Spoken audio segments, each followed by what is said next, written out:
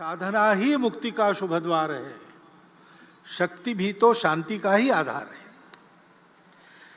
ऐसे शक्ति उपासना का यह उत्सव है, विजय का यह उत्सव है, और संयोग है कि उसमें प्रमुख अतिथि के नाते उपस्थित श्रीमती संतोष यादव जी उसी शक्ति का, ऊर्जा का, चैतन्य का प्रतिनिधित्व करने वाली है। गौरी शंकर की ऊंचाई को 2 बार उन्होंने पाटा है। संघ के कार्यक्रम में ऐसे समाज की जो कर्तृत्व संपन्न, प्रबुद्ध, सबके लिए आदर्श उपस्थित करने वाली माता भगिनी है, उनको निमंत्रित करना, उनका उपस्थित रहना, उनका प्रमुख अतिथि बनना, ये डॉक्टर साहब के समय से ही चलता आ रहा है।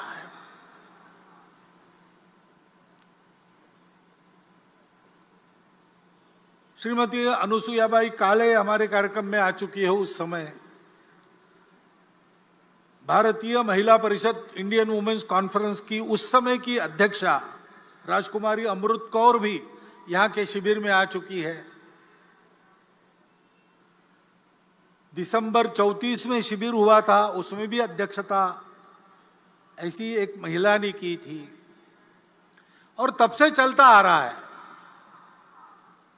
इमरजेंसी के बाद अकोला शहर के भी एक उत्सव की अध्यक्षा, मैं वहां प्रचारक था उस समय, तो कुमुत्ताई रांगणेकर जी, औरंगाबाद की रहने वाली, उन्होंने विजयादशमी उत्सव का प्रमुख अतिथि पद भूषित किया था। क्योंकि संपूर्ण समाज को संगठित करना है तो समाज तो दोनों से बनता है। हमारे यहां यह दृष्टि है, पुरुष श्रेष्ठ की महिला श्रेष्ठ, ऐसा वाद हम नहीं करते, क्योंकि हम ये जानते हैं कि दोनों के बिना समाज नहीं बनता, दोनों के बिना सृष्टि नहीं होती। ये दोनों परस्पर पूरक है, ये हमारी भारतीय दृष्टि है। दोनों का काम है और दोनों का काम परस्पर पूरक है। इसलिए व्यक्ति निर्माण का काम करने वाली शाखाएं तो संघ की अलग, राष्ट्र सेविका समिति की अलग, महिलाओं के लिए उनकी चलती है, पुरुषों के लिए हमारी चलती है।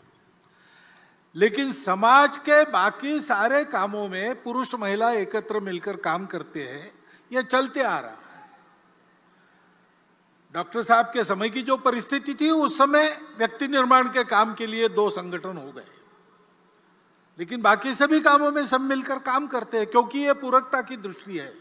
संपूर्ण समाज का संगठन करना है तो संख्या की दृष्टि से आधा भाग हमारे समाज का मातृशक्ति का है, उसकी उपेक्षा नहीं की जा सकती। उनको भी सशक्त करना पड़ेगा। हमारे यहां उनको माता मानते हैं, वत्सलता उनका गुण है, जगत जननी के रूप में उनकी कल्पना करते हैं। लेकिन ऐसी कल्पना करते करते क्या हमको विस्मृति हो गई पता नहीं, हमने उनकी सक्रियता के दायरे को सीमित कर दिया। और बाद में जो विदेशी आक्रमण हुए, उन आक्रमणों की परिस्थिति में उनकी सुरक्षा के नाम पर इस बंधन को एक वैधता प्रदान हुई। आक्रमण की परिस्थिति चली गई, लेकिन बंधन हमने कायम रखे, उनको कभी मुक्त नहीं किया। उनको जगत जननी मानना ठीक है, लेकिन इसका मतलब उनको पूजा घर में हम बंद करके रखे, बाहर ना आने दे, यह ठीक नहीं है। एक तो उनको जगत जननी मान के पूजा घर में बंद करते, अथवा द्वितीय दर्जे का मानकर घर में बंद करके रख देते। ये दोनों अतिवादिताओं को छोड़कर मातृशक्ति को सशक्त बनाना, प्रबुद्ध बनाना, उनको बराबरी के अधिकार से सार्वजनिक कार्यों में, परिवार के कार्यों में सर्वत्र निर्णय की स्वतंत्रता और निर्णय में बराबरी की साझेदारी देते हुए सक्रिय करना, इसकी आवश्यकता है। 2017 में विविध संगठनों में काम करने वाली और हमारी महिला कार्यकर्ताओं ने सारे भारत का एक बहुत बड़ा मातृशक्ति का सर्वे किया था। सब प्रकार की महिलाएं उसमें उन्होंने सर्वे में ली थी, यानी सन्यासिनियों से लेकर तो बड़े बड़े उद्योग चलाने वाली महिलाओं तक सबको उसमें लिया था। भारतवर्ष में महिलाओं का इतना समग्र सर्वेक्षण ये पहली बार हुआ है। वो सर्वे प्रसिद्ध भी हुआ, उस सर्वे को सरकार के पास भी दिया गया। दिल्ली में ही उसका लोकार्पण निर्मला जी सीतारामन जी के हस्ते हाथ में हुआ था, मैं था वहां पर। उस सर्वे के निष्कर्ष भी यही है, जो सब पुरुष कर सकता है मातृशक्ति कर सकती है। मातृशक्ति जो सब कर सकती है वो सब काम पुरुष नहीं कर सकते, इतनी उनकी शक्ति है। और इसलिए उनको इस प्रकार प्रबुद्ध बनाना, सशक्त बनाना, उनका सशक्तिकरण करना, उनको काम करने की स्वतंत्रता देना और कार्यों में बराबरी की सहभागिता देना। दुनिया भर में जो व्यक्तिवादी और स्त्री मुक्तिवादी आंदोलन चलते हैं, उनके 5वें फेज के बाद अब 6वां पेज चल रहा है, उसमें वो भी अपने दृष्टिकोण को अनुभवों से मोड़कर इसी रास्ते पर आ रहे हैं। और इसलिए उस मातृशक्ति के जागरण का महत्वपूर्ण काम अपने परिवार से प्रारंभ करते हुए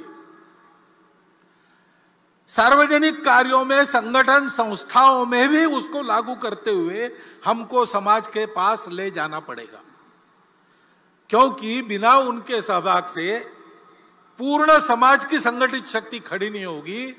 और पूर्ण समाज की संगठित शक्ति जब काम करने लगेगी तब अपने देश के नवोत्थान के सारे प्रयास पूर्ण सफल होंगे, तब तक नहीं होंगे।